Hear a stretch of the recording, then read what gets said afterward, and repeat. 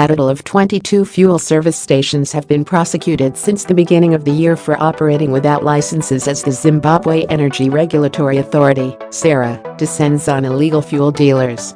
This comes at a time when the energy regulator has been accused of failing to weed out fuel smuggling and illegal dealing, which has escalated countrywide with petrol and diesel now being sold in numerous residential houses as well as from cars on street corners in high-density suburbs.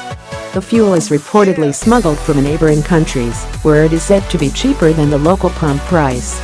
Responding to emailed questions following appearance in court by 4 dealers in Victoria Falls recently, Zera Acting Chief Executive Officer Engineer Michael Siakatshana said the 22 service stations were swapped on after failing to produce operating licenses.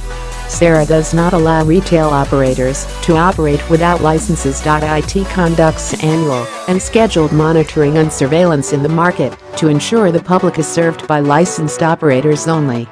In 2017 alone, 22 operators have been prosecuted to date for operating without a license, said Siakatshana.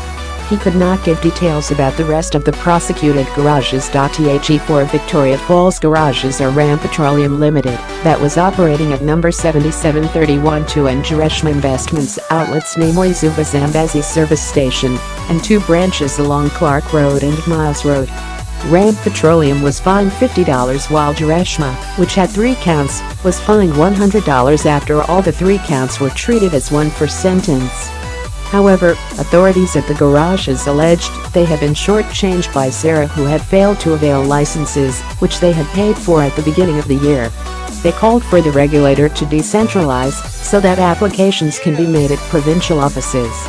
Siakatshana said a dealer is given a 7-day notice to produce a valid Zera operating license for fuel as required by the Petroleum Act Chap. 1322 of 2006. During the 7-day notice period, the site will not be closed as the law gives room for assumption of innocence until guilt is proven, hence the grace period to prove that they are operating legally. Failure to produce a valid license within the 7-day period will result in litigation, as was the case with the cited service stations in Victoria Falls, he said.